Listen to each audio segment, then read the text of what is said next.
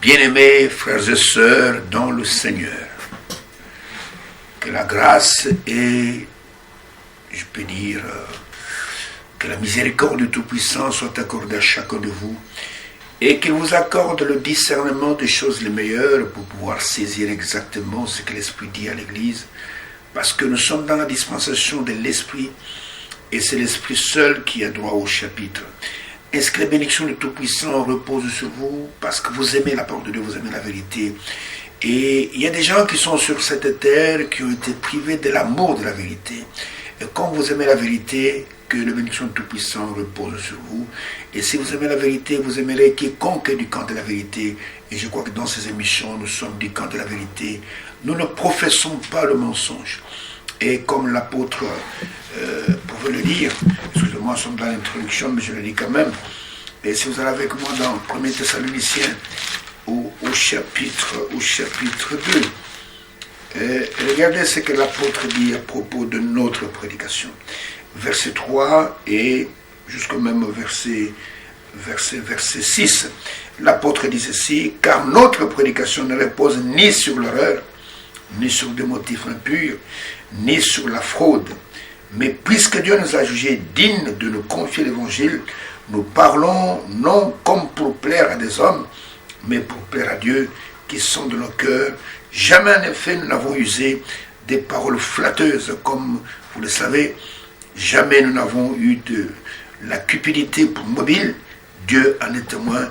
Nous n'avons point cherché la gloire qui vient des hommes, ni de vous, ni des autres. Nous aurions pu nous imposer avec autorité comme apôtres de Christ, mais nous avons été pleins de douceur de vous, de même qu'une nourrice prend un tendre soin de ses enfants. Ainsi, nous voyons que dans ces émissions, nous n'avons pas d'autre motif, nous n'avons pas d'autre mobile que nous poursuivons, si ce n'est que la vérité soit fondée dans vos cœurs.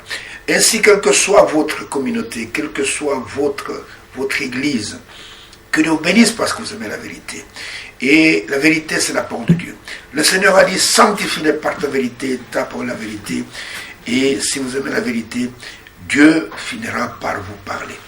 Ainsi que le bénédiction Tout-Puissant repose sur vous. Merci pour vos prières, merci pour vos dons en nature, tout ce que vous faites pour que ces émissions puissent aller de l'avant, que le Tout-Puissant vous rende à centuple. Et quel que soit l'endroit où ces émissions vont vous atteindre, que ce soit aux États-Unis, en Europe, en Australie, n'importe où, que ce soit en Asie, au Moyen, au Proche-Orient, que la bénédiction du Tout-Puissant repose sur vous. Priez pour nous, comme nous continuons aussi à prier pour vous, et que nous soyons prêts tous ensemble pour ce grand jour qui est devant nous, le jour de sa venue. Ainsi que Dieu vous bénisse, pendant qu'encore une fois nous allons nous tourner vers lui, parce qu'il n'y a que lui qui peut nous parler. La Bible dit qu'ils seront tous enseignants de Dieu, qui nous enseignent, qui nous redressent, qui nous corrigent, et qui soient tout en tous, et que la gloire revienne à lui seul, au nom du Seigneur et Sauveur Jésus-Christ. Bien-aimés frères et sœurs dans le Seigneur, dans ces émissions, nous vous parlons du message biblique du temps de la fin. Nous vous parlons essentiellement pour le moment des événements modernes rendus clairs par la prophétie. Nous vous parlons de la révélation du personnage le plus important qui est le Seigneur Jésus-Christ. Et nous vous parlons, bien-aimés frères et sœurs, de cette révélation que Dieu a donnée à Jean sur le Patmos afin qu'il puisse la transmettre aux générations futures. Et dans ce qui avait été dit, c'était une parole prophétique. Il y avait des choses cachées que les sages et les intelligents ont sondées, mais n'ont pas pu comprendre, mais qui étaient réservées aux bien-aimés, à ceux que Dieu a connus d'avance, au temps de la fin, comme il est dit dans le livre de Daniel, que celles et ces choses jusqu'à la fin, et au temps de la fin, ceux qui ont de l'intelligence comprendront. Et je crois que nous sommes arrivés en ce temps-là, où la parole de Dieu est en train de s'accomplir, que ce qui avait été dit à Daniel est en train de s'accomplir devant nous. Ainsi, nous avons cheminé ensemble avec vous dans cette révélation, et parce que le temps qui est réparti à l'Église est connu, et il est divisé en cette période ou en cette dispensation. C'est la part d'Éphèse jusqu'à l'Odyssée, et nous avons déjà parlé du temps d'Éphèse qui allait de l'an 53 à l'an 170. Nous avons parlé, le messager c'était le grand apôtre Paul. Nous avons parlé du deuxième âge qui a suivi, qui est l'âge de Smyrne, qui va de l'an 170 à l'an 312.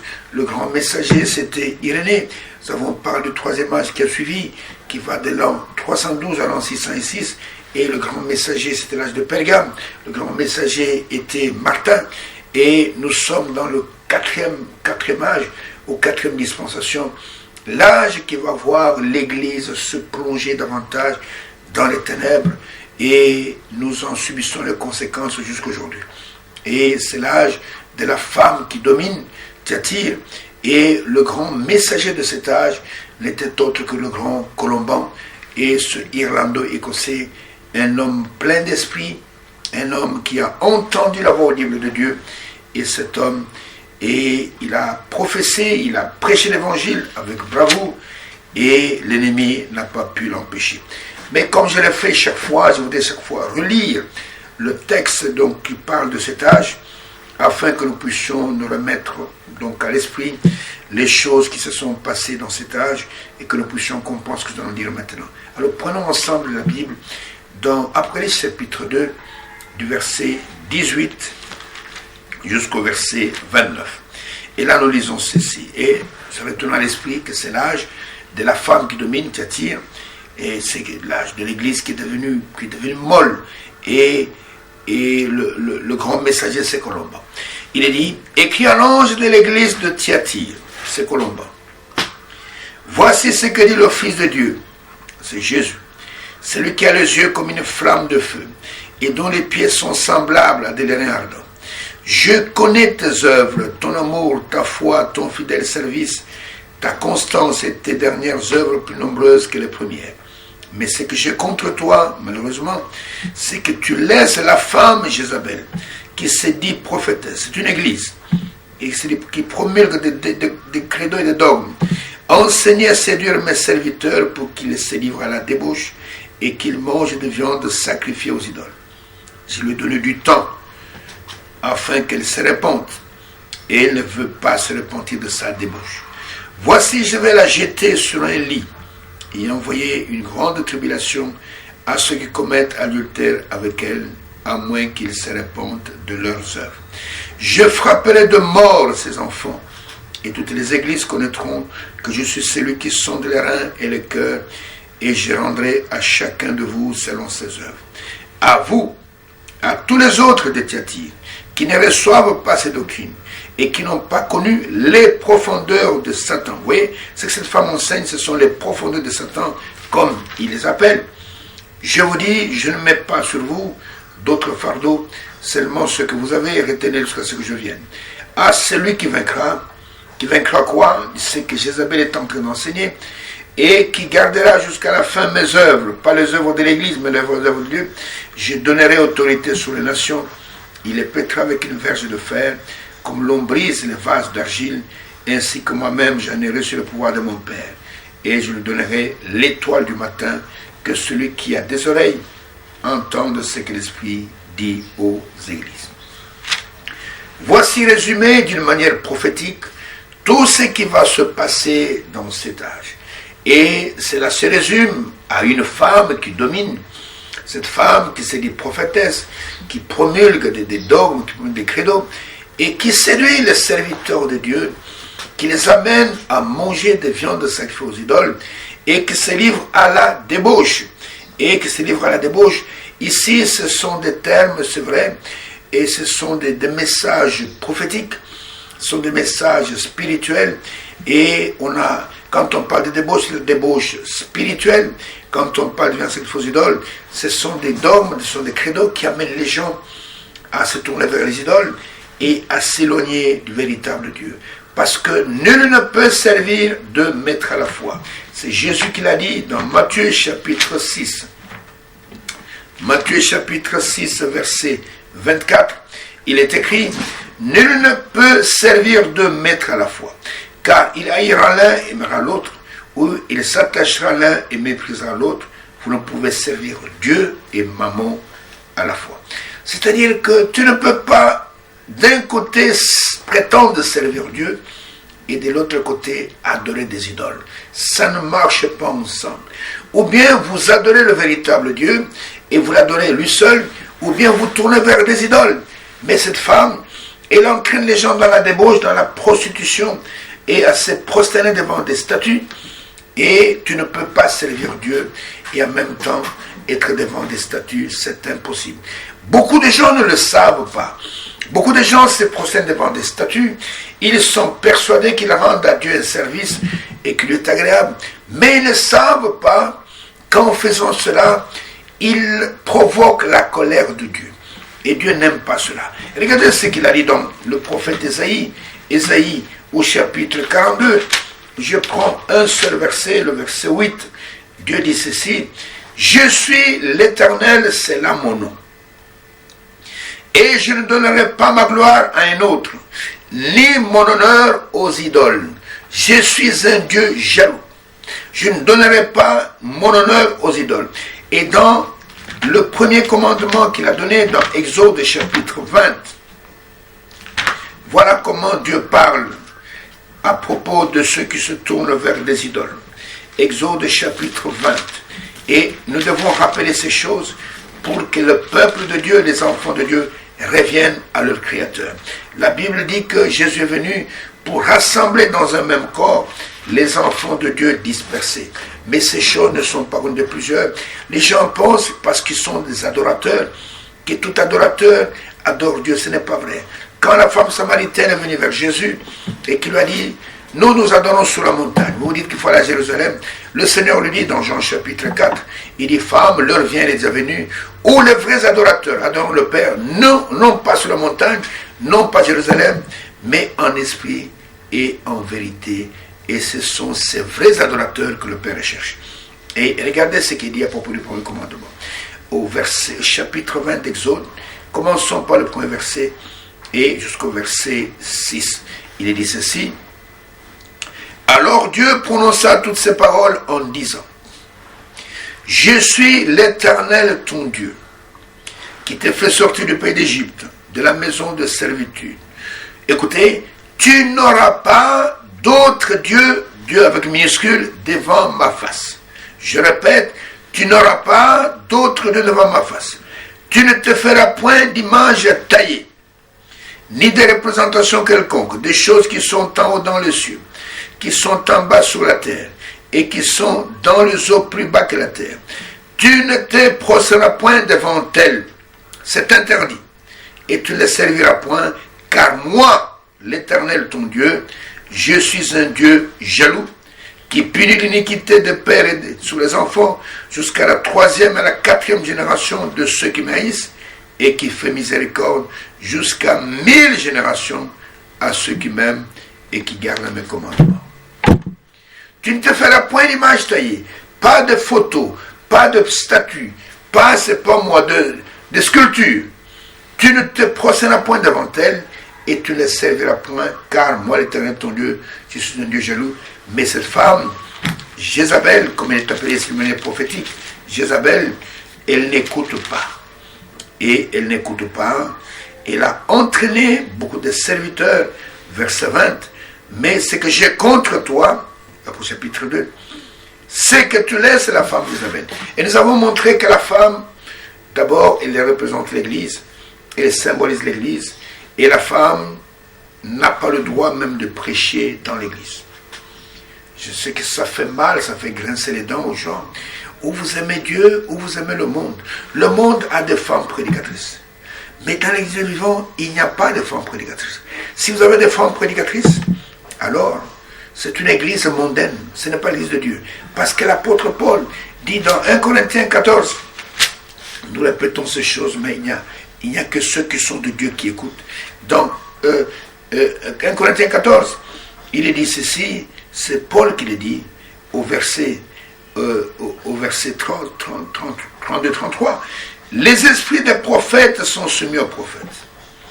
Car Dieu n'est pas un Dieu de désordre, mais de paix. Comme dans toutes les églises des saints, vous entendez ça, les églises des saints, je continue jusqu'au verset un peu plus bas, que les femmes se taisent dans les assemblées, qu'elles ne leur est pas permis d'y parler, mais qu'elles soient soumises, comme le dit aussi la loi. Comme dans toutes les églises des saints, ce qui veut dire que celles qui ne sont pas des saints, on y trouve des femmes prédicatrices. que les femmes s'étaient dans les assemblées. Je ne vise aucune église, mais je vous dis simplement que quiconque agit contrairement à ce que Dieu dit, se place dans le camp des ennemis de Dieu. Si vous êtes de Dieu, vous obéirez à ce que Dieu dit. L'apôtre Jean pouvait dire, eux ils sont du monde, ils parlent comme le monde, c'est pourquoi le monde les écoute. Mais pour nous, celui qui connaît Dieu nous écoute. Celui qui ne connaît pas Dieu ne nous écoute pas. C'est par là que nous reconnaissons l'esprit de vérité et l'esprit de l'erreur. Et cette femme, elle n'écoute pas les vrais serviteurs de Dieu. Et elle est là, elle se dit prophétesse, c'est-à-dire qu'elle prophétise. Enseigner et séduire mes serviteurs. Et pour qu'ils se livrent à la débauche et qu'ils mangent de viande sacrifiée aux idoles. Des viandes sacrifiées aux idoles, ce qui est une abomination. Maintenant, au verset 21, il est dit, je lui ai donné du temps afin qu'elle se répande, parce que la seule chose qui a Dieu, c'est la repentance. Et elle ne veut pas se repentir de sa débauche. Avant que Dieu ne puisse condamner quelqu'un, Dieu lui donne le temps de se repentir. Dieu ne peut pas condamner quelqu'un sans l'avoir averti. Il y a d'abord l'avertissement, puis le jugement vient après. Et Dieu dit, je lui ai donné du temps. Et regardez, avant que Caïn ne soit maudit, dans Genèse au chapitre 4, et Dieu est venu d'abord parler à Caïn. Il a donné le temps de se repentir. Mais Caïn n'a pas écouté, après la malédiction est venue.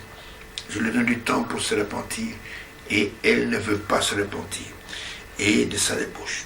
Maintenant vient la sentence. Parce que quand vous ne vous repentissez pas, tout ce qui vous reste, c'est simplement la colère divine. C'est-à-dire qu'il arrivera un temps où la colère de Dieu sera sans remède. Où il n'y aura rien pour l'arrêter. Alors en ce moment-là, tu vas crier, tu vas parler. C'est comme quand Israël, quand Pilate leur a posé la question, quand ils ont choisi que la grâce soit accordée à Barabbas, et plutôt qu'à Jésus, Pilate leur pose la question, mais que ferait de ce Jésus qu'on appelle le Christ? Et tout le peuple a crié d'une même voix, qu'il soit crucifié. Et ils ont ajouté que son sang retombe sur nous et sur nos enfants. Et quand Titus est venu, qu'il a entouré la ville de Jérusalem en l'an 70, et qu'ils ont contraint la famine, ils ont même fini par manger leurs propres enfants, et en ce moment-là, ils ont commencé à crier en s'adressant au Dieu d'Abraham, au Dieu de Jacob, mais la colère de Dieu avait atteint un niveau, il n'y avait plus de remède, il n'y avait plus moyen de faire marche arrière. Et ici, cette femme, elle va tellement provoquer la colère de Dieu, qu'il arrivera que la colère de Dieu sera sans remède.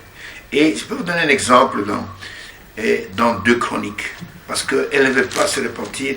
Regardez ce qui s'est passé avec Israël avant qu'il ne parte en captivité, que Nebuchadnezzar vient les prendre en captivité, pour les amener en captivité. Dans 2 Chroniques au chapitre 36, 2 Chroniques chapitre 36, voilà comment l'auteur de celui qui a écrit ce livre, comment il décrit la situation qui prévalait en ce moment-là. Et si vous prenez 2 Chroniques avec moi, au chapitre 36, du verset 14 jusqu'au même verset 17, il est dit ceci.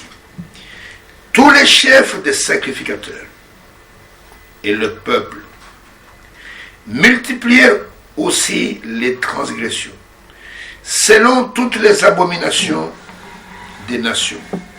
Et ils profanèrent la maison de l'Éternel qu'il avait sanctifiée à Jérusalem.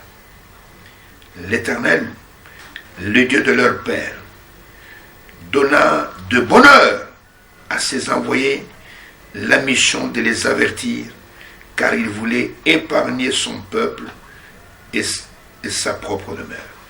Mais ils se moquèrent des envoyés de Dieu, ils méprisèrent ses paroles, ils se raillèrent de ses prophéties, jusqu'à ce que la colère de l'Éternel contre son peuple devienne sans remède.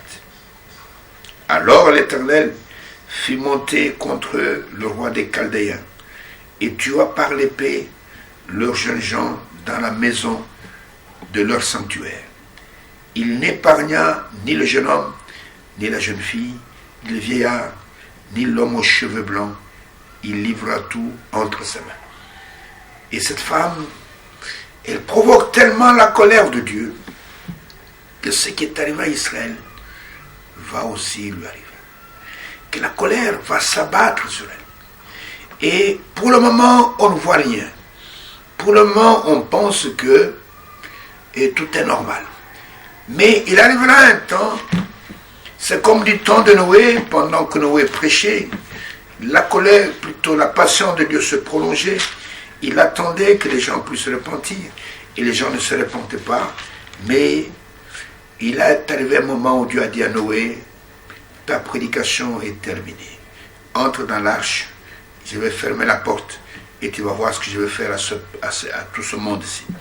Et quand le déluge est tombé pendant 40 jours et 40 nuits, ce n'était pas une petite pluie, c'était des orages terribles.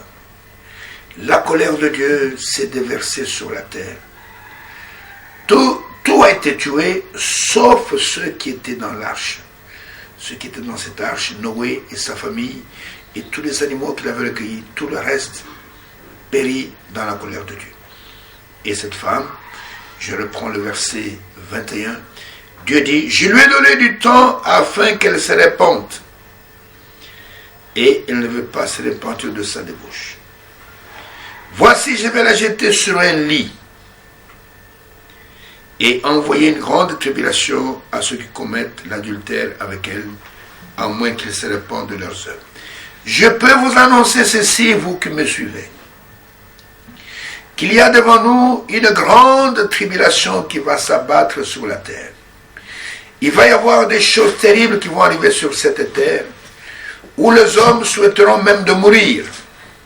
Mais la Bible dit que la mort fuira loin d'eux.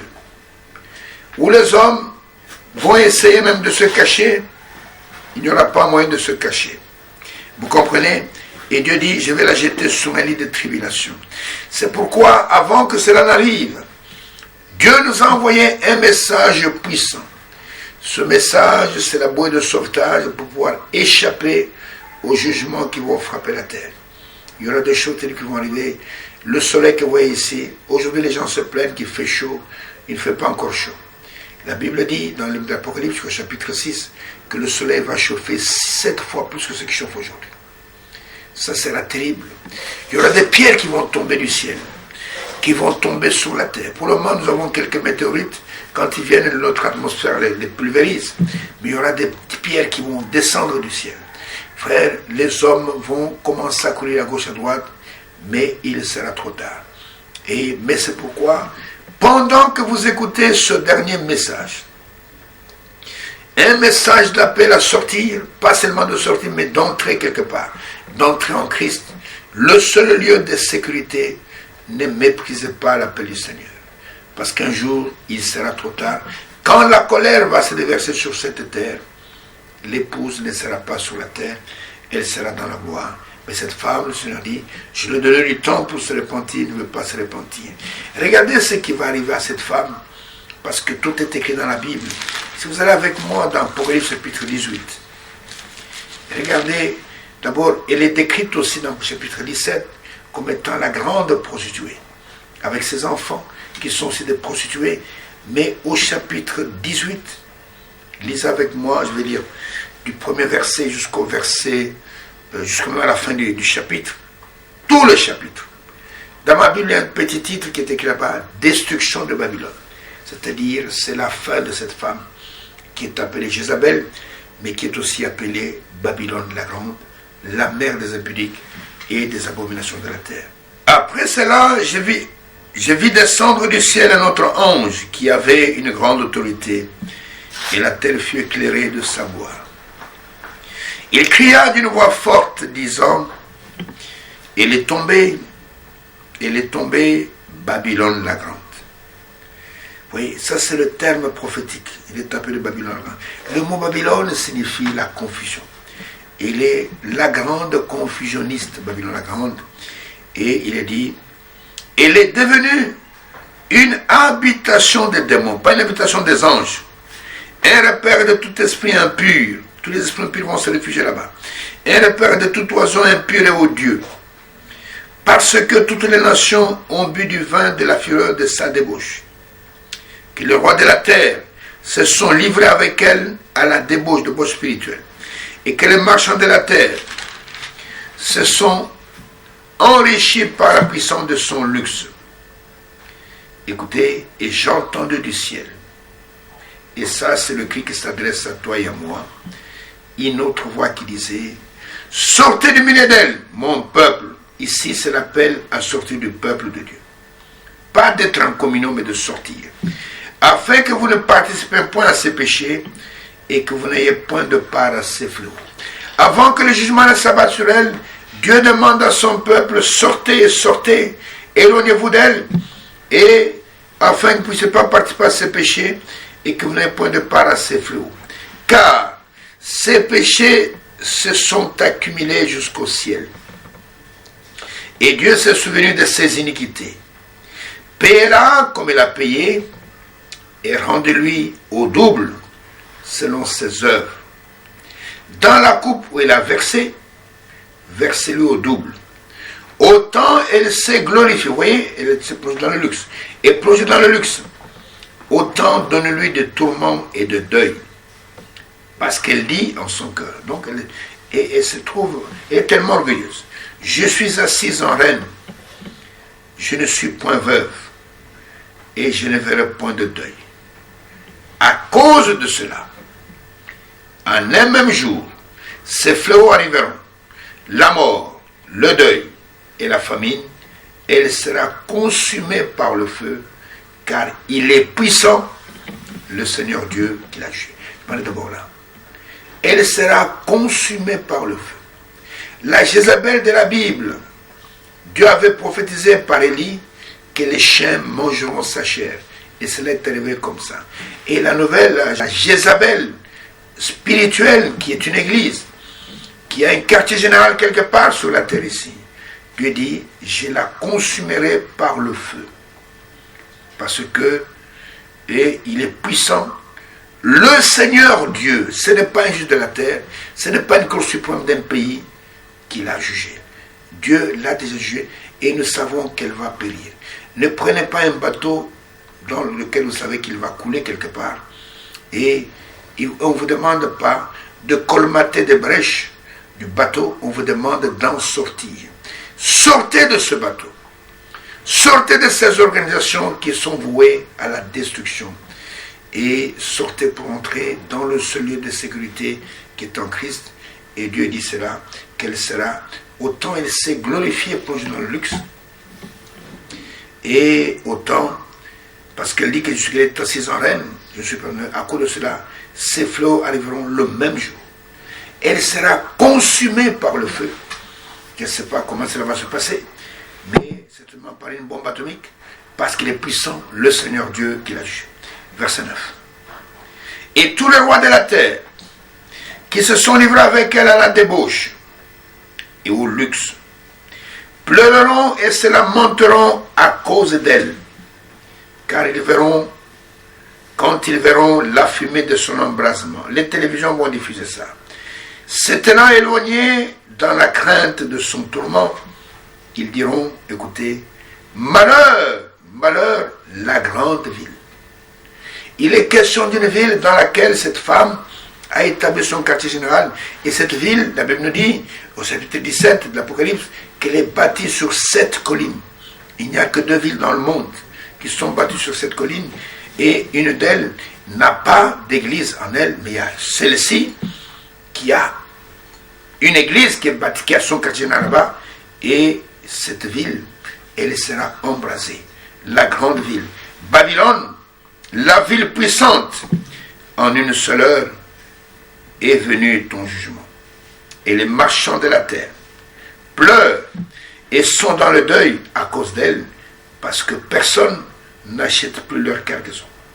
Cargaison d'or, d'argent, de pierres précieuses, de perles, de fin lin, de pourpre, de soie, d'écarlate, de toutes sortes de bois de senteur, de toute espèce d'objets d'ivoire, de toute espèce d'objets de bois très précieux, en airain, en fer, en marbre, de cannelle, d'aromates, de parfums, de myrrhe, d'encens, de vin, d'huile, de fine farine, de blé, de bœufs, de brebis, de chevaux, de chars, de corps et d'âmes d'hommes. Vous entendez là? De corps et d'âmes. Donc, elle commercialise tout. Cette femme, Jézabel, c'est une femme d'affaires aussi. Elle fait des business avec les marchands de la terre. Elle est dans tous les domaines. Comme il est dit ici, dans les parfums, dans la nourriture et dans le bois, dans l'industrie. Elle a investi partout. En une seule heure. Et non seulement elle a fait ça, elle vend aussi le corps et les âmes des hommes. Le fruit, et il est au verset 14, les fruits que désirait ton âme sont allés loin de toi. Et toutes les choses délicates et magnifiques sont perdues pour toi et tu ne les trouveras plus. Écoutez, verset 15. Les marchands de ces choses qui se sont enrichis par elles se tiendront éloignés dans la crainte de son tourment. Ils pleureront et seront dans le deuil. Et diront, malheur, malheur, la grande ville qui était vêtue de fin lin, de pourpre, d'écarlate, et parée d'or, de pierres précieuses et de perles, en une seule heure, tant de richesses ont été détruites. Oh là là, c'est la ville qui a l'autorité sur le roi de la terre. Tout le monde va là-bas pour avoir la bénédiction. Et en une seule heure, tout sera détruit. Et tous les pilotes, tous ceux qui naviguent vers ce lieu, les marins et tous ceux qui exploitent la mer, se tenaient éloignés. Et il s'écriait en voyant la fumée de son embrasement. Oh, quelle ville était semblable à la grande ville. Ils jetaient de la poussière sur leur tête, ils pleuraient, ils étaient dans le deuil, ils criaient et disaient, malheur, malheur, la grande ville, où se sont enrichis par son opulence tous ceux qui ont des navires sur la mer. En une seule heure, elle a été détruite. Et pendant que ces choses vont arriver, l'épouse est dans la gloire. L'épouse est en train de festoyer. L'épouse est dans la gloire. Et c'est pourquoi au verset 20, il est dit, ciel, réjouis-toi sur elle, et vous les saints, les apôtres, les prophètes, réjouissez-vous aussi. Oui, les saints qu'elle a tués, qui sont dans la gloire, les apôtres et les prophètes, réjouissez-vous aussi, car Dieu vous a fait justice en la jugeant. Alors un ange puissant prit une pierre semblable à une grande meule et la jeta dans la mer en disant, ainsi sera précipitée avec violence Babylone, la grande ville, et on ne la retrouvera plus.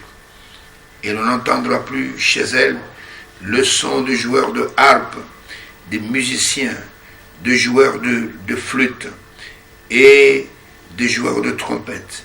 On ne trouvera plus chez toi aucun artisan d'un métier quelconque. On n'entendra plus chez toi le bruit de la meule. La lumière de la lampe ne brillera plus chez toi, et la voix de l'époux et de l'épouse ne sera plus entendue chez toi, car les marchands étaient les grands de la terre. Toutes les nations ont été séduites par tes enchantements, et l'on a trouvé chez toi le sang des prophètes, écoutez, des saints et de tous ceux qui ont été égorgés sur la terre. Vous voyez, je lui ai donné du temps pour se repentir, et elle ne veut pas se repentir. Et comme elle ne veut pas se repentir, un jour, la colère de Dieu sera sans remède, et tout ce que je viens de lire ici va fondre sur elle. Et ce sera terrible. Ici, ce n'est pas ma parole. Et ne m'en voulez pas de vous dire ces choses. Ici, c'est Dieu lui-même qui parle. Et toute parole qui sort de sa bouche aura son accomplissement. Frère, quand Dieu, il est dit dans Ésaïe chapitre 55, que ma parole ne revient pas à moi, sans effet, sans avoir accompli la mission pour laquelle elle a été envoyée. Que ce soit des paroles de bénédiction, que ce soit des paroles de malédiction, toute parole sortie de sa bouche doivent s'accomplir. Et ici, ce que je viens de vous lire, et d'ailleurs Dieu à la fin dit, n'ajoutez rien, ne retranchez rien, et le jugement de Jézabel a déjà été arrêté. toutes les réformes que vous pouvez faire, toutes les changer l'adoration ne changera rien. Tout ce qu'on vous demande, c'est de sortir d'elle, d'échapper. Et comme quand les anges sont allés à Sodome et Gomorrhe, ils ont dit à Lot de sortir. Il n'était pas question de réformer. Comment on dit la ville de Sodome? On a dit sors pour sauver ton âme. Et qu'est-ce que Lot a fait avec sa famille? Ils sont sortis. Et aujourd'hui, c'est la même chose. On vous demande de sortir. On ne vous demande pas de réformer. On ne vous demande pas de raisonner. Non, il y a aussi des gens qui sont bons là-bas, c'est vrai, il y en a qui sont bons. Mais ceux qui sont de Dieu écouteront l'avertissement du Tout-Puissant et elles vont sortir de ce chaos avant que le feu ne puisse abattre cette femme, parce qu'elle sera jugée par le Seigneur, le Dieu Tout-Puissant. Et non seulement elle, mais et tous ceux qui commettent adultère avec elle seront jugés avec elle. Alors c'est pourquoi je relis le verset 22 où il est dit: voici, je vais la jeter sur un lit et envoyer une grande tribulation à ceux qui commettent adultère avec elle, à moins qu'ils se répandent de leurs œuvres. S'ils ne se répandent pas, il n'y aura pas de répit, il n'y aura pas de pardon. Et au verset 23, il est dit: je frapperai de mort ces enfants. Je m'arrête d'abord là. Je frapperai de mort. Les enfants de la prostituée n'ont pas de vie. Les enfants de la prostituée sont destinés à la mort. La vie ne se trouve que dans la parole de Dieu. Il y a des gens qui voient la vie éternelle n'importe où. Je ne sais pas, c'est le phénomène de l'ivresse ou je ne sais pas quoi. Ils voient la vie éternelle dans toutes les communautés. Ils disent: oh, j'ai vu la vie là-bas, il y a aussi la vie là-bas, j'ai vu aussi la vie là-bas. Non, la vie ne se trouve que dans la parole de Dieu. Selon l'évangile, selon Jean, regardez comment l'apôtre Jean dit ces choses d'une manière magistrale. Il n'y a que ceux qui sont de Dieu qui peuvent comprendre cela. Les autres, ce sont les champions en hybridation qui interprètent la parole comme ils veulent. Mais revenez à l'écriture, revenez à ce que Dieu dit et vous aurez la vie. Regardez ce que le Seigneur dit ici au travers de l'évangile de Jean, et je prends seulement d'abord les 4 premiers versets. Il est dit: au commencement était la parole, et la parole était avec Dieu, et la parole était Dieu. Elle était au commencement avec Dieu. Toutes choses ont été faites par elle, et rien de ce qui a été fait n'a été fait sans elle. Verset 4, en elle, et j'insiste, en elle seulement, était la vie, et la vie était la lumière des hommes. Tu peux adorer comme tu veux. Tu peux aller dans une église où tu es loué, où tu es acclamé, mais sache que la vie se trouve en un seul. Et lui seul peut te donner la vie, c'est le Seigneur de gloire. Et dans Jean chapitre 7, c'était un jour de la fête. Et regardez ce qu'il dit aux Juifs qui étaient venus, qui étaient des adorateurs. Jean chapitre 7, verset 37 aussi, jusqu'au verset 39, il est dit, et non, je prends plutôt Jean chapitre 5. Jean chapitre 5, verset 39 jusqu'au verset 40, il dit: vous sondez les Écritures parce que vous pensez avoir en elles la vie éternelle. Ce comme beaucoup de religieux sont les Écritures. Ils ont les rouleaux de la loi, ils ont des grosses Bibles, et ce sont elles qui rendent témoignage de moi. Il y a des églises où parfois quand le prêtre fait son service, on lui transporte une grosse Bible, une grosse la loi. J'ai vu ça dans une communauté où l'officiant vient, il lève la main, il baisse cette Bible qui est brodée d'or, mis dans un caisson d'or. Et malgré ça, dans ces choses-là, il n'y a pas la vie. Le Seigneur dit aux Juifs: vous sondez les Écritures parce que vous ne pensez pas, vous croyez. Vous ne croyez pas. Vous pensez avoir en elle la vie éternelle. Et parce que ce sont elles qui rendent témoignage de moi. Et vous ne voulez pas venir à moi pour avoir la vie éternelle. Il est le seul qui détient la vie. Aucune communauté ne détient la vie. Aucune communauté ne peut vous sauver. Il n'y a pas plusieurs sauveurs. Avoir la vie éternelle, c'est être sauvé. Il n'y a que le Seigneur Jésus qui peut vous sauver. Et lui seul, comme il est dit dans 1 Corinthiens chapitre 15, verset 45, que le premier Adam devint une âme vivante, mais le dernier, le Seigneur Jésus, il est devenu un esprit vivifiant, et un esprit qui communique la vie. Vous comprenez? Et il est le seul qui peut. Le Seigneur dit, je frapperai de mort. Les enfants de Jézabel naissent, ce sont des morts-nés. Je frapperai de mort. Pourquoi cela? Parce que ces enfants sont issus d'une semence hybride. Ces enfants ne sont pas issus de la vraie parole de Dieu. La nouvelle naissance, on ne naît pas d'une communauté. Ça, je m'adresse à tous ces prédicateurs qui induisent les gens en erreur. La nouvelle naissance ne vient pas d'une parole hybride. On ne peut pas naître de nouveau avec une semence mélangée, avec une semence dénominationnelle.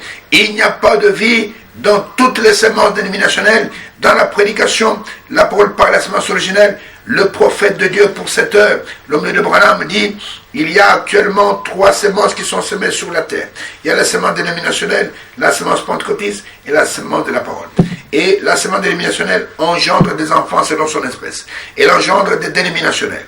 La semence pentecôtiste engendre des pentecôtistes.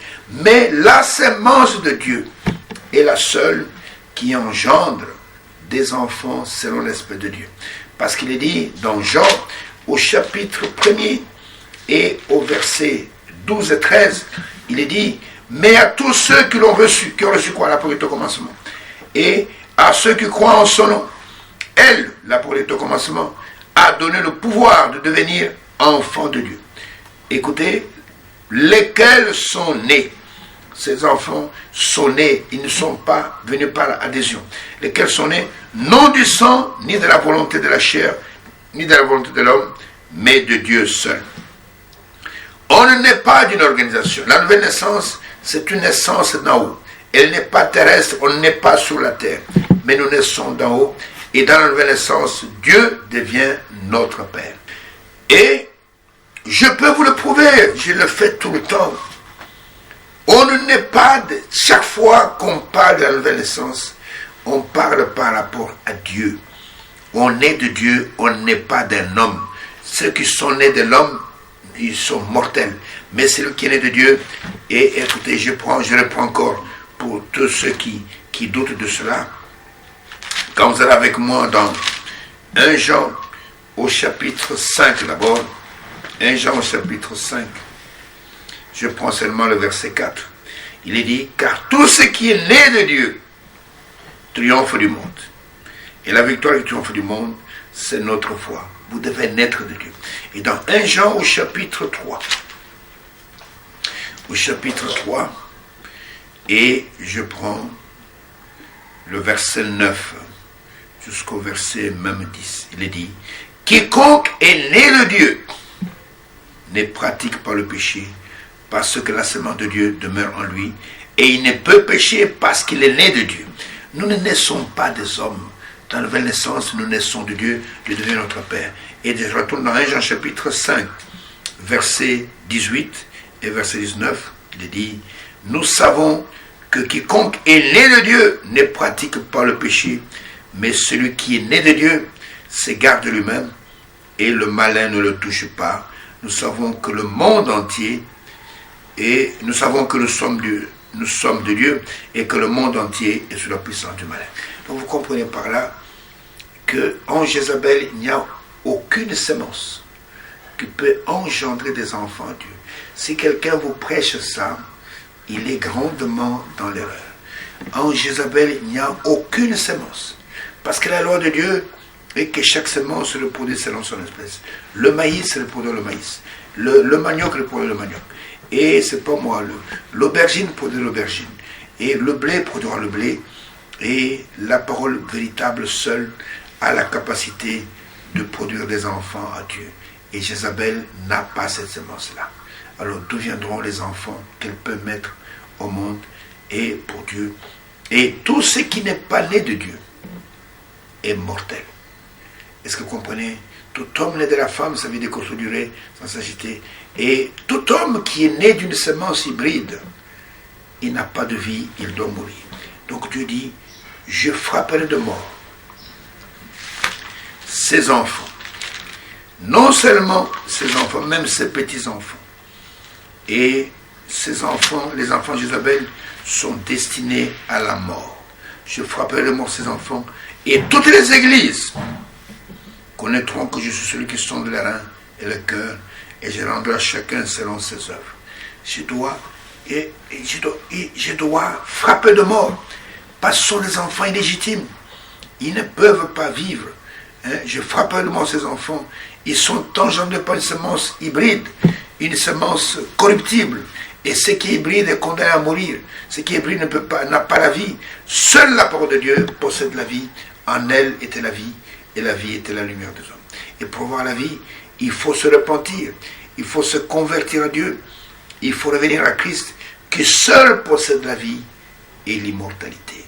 Je ne sais pas si vous le savez, il est le seul qui possède la vie et l'immortalité. Et Paul rend témoignage à cela dans 1 Timothée au chapitre 6. Voilà comment Paul parle de Christ, et pour lequel certains doutent, pensent qu'il est la deuxième personnalité de la Trinité. Mais regardez ce que Paul déclare dans 1 Timothée chapitre 6, commençant par le verset 13.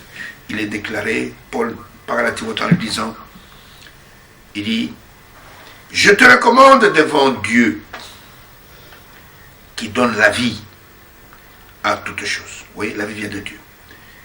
Et devant Jésus-Christ, qui fit une belle confession devant Ponce Pilate, de garder le commandement et de vivre sans tâche, sans reproche, jusqu'à l'apparition de notre Seigneur Jésus-Christ, que manifestera en son temps le bienheureux et seul souverain, le roi des rois et le Seigneur des seigneurs, qui seul, j'insiste bien, seul, possède l'immortalité. S'ils étaient à trois, on a dit que seul avec la Trinité, ensemble, possède l'immortalité. Non. Qui seul, le mot seul est au singulier, possède l'immortalité, qui habite une lumière inaccessible que nul homme n'a vue ni ne peut voir, à qui appartiennent l'honneur et la puissance éternelle.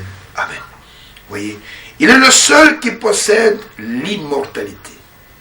Il est le seul qui peut vous faire vivre. Il est le seul qui peut vous donner la vie. C'est pourquoi toute la parole de Dieu, l'évangile, est basée uniquement sur sa personne. Toute la gloire doit revenir à lui, parce qu'il est le seul qui peut t'accorder ce que le monde ne peut pas te donner. Il est le seul qui peut rendre à ton corps, à ton âme, à ton esprit, la vie qu'ils ont besoin. Ainsi, nous voyons que le Seigneur dit, je frapperai de mort ces enfants. Et je répète encore, tous les enfants de Jézabel, tous les enfants de Babylone n'ont pas la vie. Ne mets pas ton espoir dans cette organisation. Ne mets pas ton espoir dans toutes les dénominations. Aucune dénomination ne peut te donner la vie. Seule la foi dans le Seigneur te donnera la vie. Je voudrais vous montrer un exemple dans Actes chapitre 16, je crois. Quand Paul et Silas étaient arrêtés à Philippe et qu'ils étaient enchaînés là dans la prison, et au milieu de la nuit, Paul et son compagnon de service étaient en train de louer Dieu avec des chaînes aux pieds, des chaînes aux mains, en train de chanter. Et ils avaient été arrêtés parce qu'ils avaient chassé un démon, comment je vais dire, qui était dans une femme qui devinait et qui procurait beaucoup d'argent à ses maîtres. Et quand ils ont chassé les maîtres de cette femme, voyant que leur source de gain avait disparu, ont fait arrêter Paul et Silas. Et là en prison, ils chantaient. Ils glorifiaient Dieu. Et pendant qu'ils chantaient seulement, sans aucune prédication, la puissance divine est descendue dans la prison. Les chaînes se sont ouvertes d'elles-mêmes. Tous les cadenas mis aux chaînes ont sauté. Non seulement les chaînes ont sauté, la porte de la prison s'est ouverte. Tous les verrous se sont ouverts. Et le geôlier est en train de dormir. Et à un certain moment, il a entendu le bruit que les gens chantaient, les autres prisonniers, et c'est d'accompagner Paul et Silas dans le cantique. Il ouvre les yeux, il regarde la porte de la prison grandement ouverte. Alors il a compris que, il a imaginé que tous les prisonniers s'étaient enfouis. Et il savait que s'il arrivait le matin et que les supérieurs se rendaient compte que tous les prisonniers ont fui, il allait être exécuté, mis à mort. Il a dit, je ne veux pas attendre, je veux me suicider. Il a pris son épée, il voulait se tuer, mais Paul a crié, ne te fais pas du mal, ne te tue pas. Hein? Ne te tue pas, c'est écrit au verset 28 des Actes 16. Mais Paul cria d'une voix forte, ne te fais point de mal, nous sommes tous ici. Alors le geôlier ayant demandé de la lumière, entra précipitamment et se jeta tout tremblant aux pieds de Paul et de Silas. C'était un miracle pour lui. Il les fit sortir et dit, Seigneur, ils appellent Seigneur, que faut-il que je fasse pour être sauvé? C'est la question que tu peux te poser. Comment je peux faire pour posséder la vie? Que faut-il que je fasse pour être sauvé? Paul et Silas ne l'ont pas dit, va à l'église du coin, va acheter la carte de membre. Fais-toi membre de cette église-là. Non. Verset 31. Paul et Silas répondirent, crois au Seigneur Jésus et tu seras sauvé, toi et ta famille. Voici la réponse pour tous ceux qui cherchent la vie éternelle. Aucune communauté ne peut te sauver. Mais maintenant, il y a plusieurs Jésus qui sont prêchés dans le monde. Tous les prédicateurs prétendent qu'ils ont Jésus. Il y a les faiseurs de miracles qui font croire aux gens qu'ils ont Jésus. J'ai même vu une vidéo sur WhatsApp, sur Facebook, où il y a un prédicateur qui enlève sa veste, qui la retourne, qui se met à la taille comme on met le pagne, et commence à danser. Il dit que ta bénédiction dépend de ta danse. Si tu danses bien, alors tu es béni. Ça, c'est quel Jésus? J'ai vu une autre vidéo où il y a une église où l'adoration est basée sur la consommation de la bière. Et pendant qu'ils sont à l'église, on est en train de distribuer les cassettes de bière circulent. Leur adoration sur de la bière. Et les enfants et les adultes boivent la bière. Ils disent, écoutez, en buvant de la bière, les maladies disparaissent et Dieu nous guérit. Ça, c'est quel Jésus? Ce n'est pas le Jésus de la Bible. J'ai vu, toujours sur les réseaux sociaux, des prédicateurs prêchant avec des serpents et prétendant servir Dieu. Ça, c'est quel Jésus? Ce sont simplement des évangiles, je peux dire des démons. Parce que le Jésus que nous prêchons, c'est le Jésus de la Bible. C'est lui qui a vécu à Nazareth, c'est lui qui a prêché en Israël, c'est lui qui a crié sur la croix que tout est accompli. Et Paul et Silas disent à ce geôlier, crois au Seigneur Jésus, pas croire en moi en tant que serviteur, ne pas venir mon fanatique, mais crois au Seigneur Jésus, toi et ta famille. Chacun doit croire individuellement et tu seras sauvé. Et verset 32, ils lui annoncèrent la parole du Seigneur, ainsi qu'à tous ceux qui étaient dans sa maison. Ça devait être terrible cette nuit-là. Il est pris avec lui à cette heure même de la nuit. Il lava leurs plaies et aussitôt il fut baptisé, lui et tous les siens. Et les ayant conduits dans son logement, il leur servit à manger. Il s'est réjoui avec toute sa famille de ce qu'il avait cru, non pas dans une communauté, mais il avait cru en Dieu. Beaucoup de serviteurs de Dieu, beaucoup de communautés n'amènent pas les gens à Dieu. Ils les amènent à leur communauté. Ils les amènent à leur vedette, prédicateur, pasteur, qu'ils vantent. Ah, venez chez nous, il y a l'homme de Dieu, il est ceci. D'autres même prennent les appellations du Seigneur. Voici l'homme. C'est une honte pour vous. Cette appellation ne peut aller qu'à Jésus seul.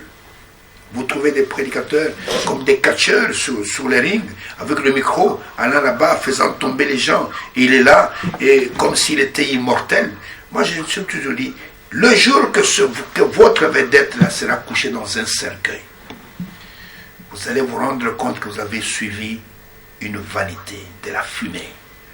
Mais celui que nous adorons ne sera jamais dans un cercueil. Il est vivant pour l'éternité. Est-ce que vous comprenez? Aller à Jérusalem, sa tombe est vide. Il n'y a aucun ossement dans sa tombe. Mais vos prédicateurs là, que vous prétendez être des super hommes, alors que ce sont des hommes avec la corruption, ils finiront par se coucher dans une tombe. Et ce jour-là, vous allez verser d'abondantes larmes. Et le Seigneur dit, je vais terminer bientôt, je frapperai de mort ces enfants.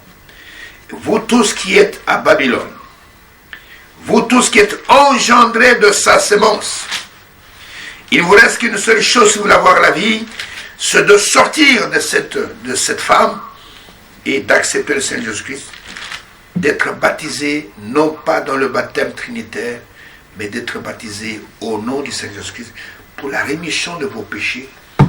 Et Dieu vous donnera le don du Saint-Esprit. Et il dit, je frapperai de mort. Et toutes les églises sont que je suis celui qui sonde le cœur. Et qui sonde le cœur. Et je rendrai à chacun selon ses œuvres. Et j'ajoute le verset 24. Et à vous, et à tous les autres de Thyatire, qui ne reçoivent pas cette doctrine, et qui n'ont pas connu les profondeurs de Satan, comme il les appelle. Je vous dis simplement, je ne mets pas sur vous d'autres fardeaux, seulement ce que vous avez, retenez ce que je dis. Et vous savez pourquoi cette femme ne peut pas engendrer des enfants à Dieu? Parce que ce qu'elle prêche, le Seigneur dit ici, ce sont des profondeurs de Satan. Et Dieu ne peut pas avoir des enfants avec une sémence qui vient de l'ennemi. Et ce sont des paroles dures. Mais si vous voulez vous fâcher contre quelqu'un, fâchez-vous contre Dieu. Déchirez cette page dans votre Bible. Et il est dit, et vous tous qui n'avez pas reçu cette doctrine, et qui n'ont pas connu les profondeurs de Satan. C'est-à-dire que Jézabel vous amène dans les profondeurs même de Satan, les profondeurs des démons, parce qu'il est devenu un repère de tout oiseau impur, de tout esprit impur, et de tout démon. C'est pourquoi il n'y a pas de vie ni en elle, ni dans ses enfants. Mais tout ce qui vous reste, c'est, sauf qu'il peut, échappez-vous, sauvez-vous de Babylone, que chacun puisse prendre le large, qu'il puisse fuir, parce qu'il n'y a pas de vie là-bas. Si vous doutez de ce que je vous dis au jour du jugement, vous entendrez ma voix. Ainsi que Dieu vous bénisse et échappez à toutes ces profondeurs de Satan. Venez à Christ, il est le seul qui possède la vie et vous verrez qu'il est merveilleux. Et avec lui, votre vie sera une révolution. Vous serez une autre personne. Vous ne serez pas simplement un adorateur, vous serez une nouvelle création en Jésus-Christ. Que Dieu vous bénisse. Si c'est la volonté de Dieu, je vous donne rendez-vous dans l'émission qui va suivre. Et Dieu va nous emmener encore, pas dans les profondeurs de Satan, mais dans les profondeurs de sa parole. Que Dieu vous bénisse et qu'il vous garde. Je vous dis Maranatha et vous dis rendez-vous à l'émission prochaine.